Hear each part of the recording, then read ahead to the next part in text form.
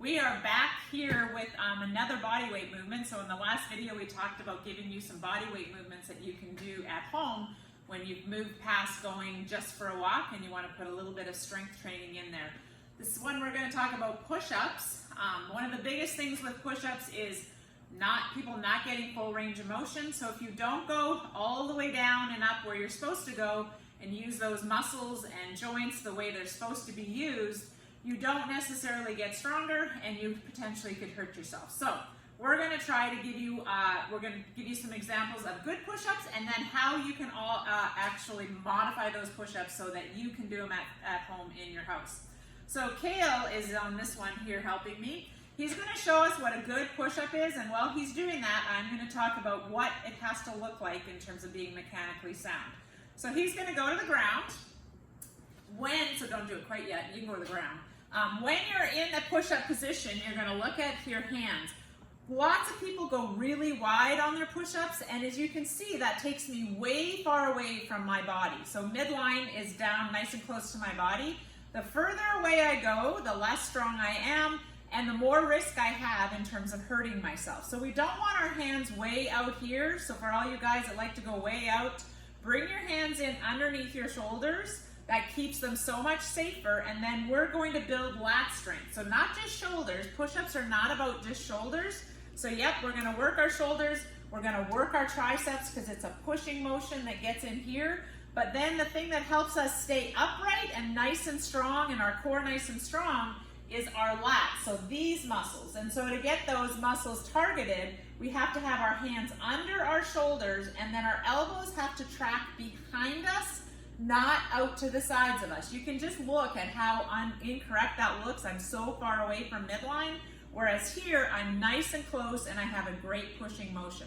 So Kale is going to show us a good push. So he's going to first show us the plank.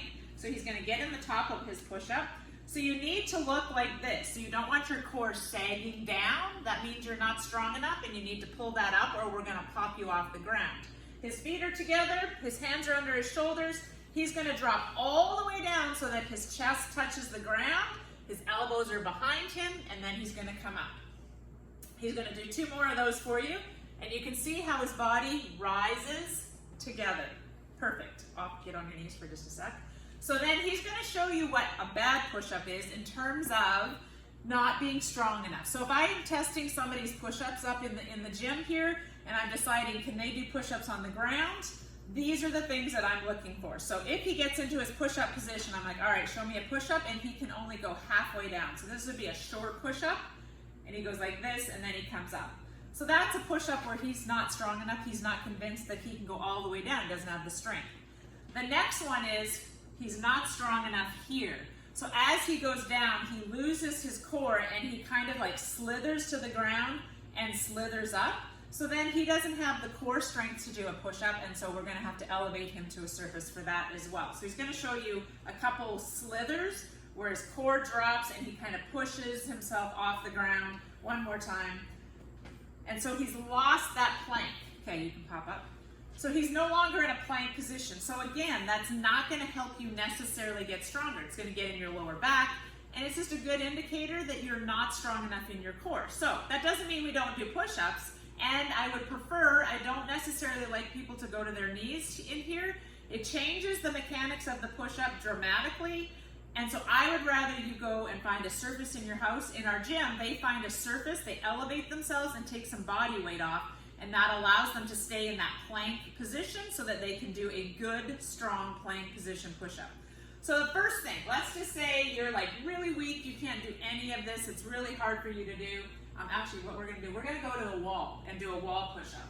So this is the first place we go, and this is the first place you can do in your gym. So if you are really struggling to get any kind of surface, you can actually do a wall push-up where you set yourself exactly the same way.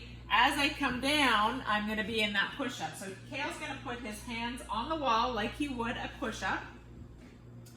Probably bring him down under your shoulders, right there. So he's going to stay in a plank, he's going to hit the wall, and then elbows are going to track behind him, and then back. So if that's where you're at, if you're really weak, do a couple more for me. you can be there, and that is effective. So that is going to get you to the next stage of your push-up. So if you find when we show you these elevated surfaces, you're like, gosh, I can't even do that, then start here. So let's say this is easy. Yep, I don't have to do this. So then we're going to come over and we're going to pretend this is your countertop. So our counters are pretty high in our houses, right? So then we don't have countertops in our gym, but what we do in here is we just build a bar up on our rig here, and they do push-ups here, and we find the height that they can do them properly. So the determining factor on a push-up is, can I maintain a plank, and can I get full range of motion? Meaning I gotta touch my chest, and I gotta come all the way up to full extension at the top. Those are the standards in here, and then we just find the height that people can do.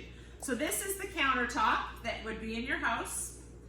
Kale's got his hands under his shoulders, so you'll set yourself exactly the same way as we just did on the ground. His hands are under his shoulders. He's got his feet back to the point where when he comes down to touch, his chest is going to touch the countertop, and he's going to go up, and you're going to see he's going to maintain plank position. So he's going down, he touches his chest all the way, so that's full range of motion. He comes up, there's full extension, he comes back down. His body stays in a plank, he's not sagging his core, that's too hard, right? So if he can keep his core, that's what I'm looking for, and he comes up. So in my gym, I look for things like that and go, okay, that was easy. He's like, yeah, that wasn't hard. Okay, that was easy. If it's not easy and this is where you're at, this is where you stay for a while. The next, if you're like, okay, that was easy, or I'm getting stronger, the next place you can go in your house is your couch or something like that, that's a stable surface, not just a chair that would tip. Find something that's like the next height down that you can challenge yourself with. So we would not have couches in here. These are boxes we use. So then he's going to do the exact same thing.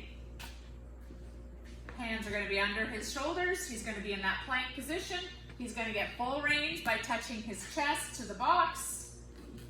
And then he's going to push up. He'll do a couple of those. So again, you'll have a couch. It won't be tippy like that. Find a surface that doesn't tip. You don't want to fall forward. Perfect. So he's gotten stronger. He's been doing those every day. Then we just flip it down to the next level. You can do this on your stairs. So we all have stairs in our house. You could like bring yourself down the stairs and get lower and lower. He'll show you a couple. And nothing changes. The only thing that's changing for him is the elevated surface. So he's going from the wall to the countertop to the couch to maybe the stairs or some kind of stable chair against a wall. And then the next part is he's probably getting close to going to the ground. So don't think you have to go to the ground to do those push-ups, and if you can't do them on the ground, you can't do push-ups. Push-ups are just a pushing motion that are in big terms of functional movement in our daily world. So you just have to find the height that is going to fit you. Then once that becomes easy, you just slowly bring your way down. Always in our gym, full range of motion is a must, keeping that plank, and then that they can't go to the next level until they can show me they can do that. All right, good luck.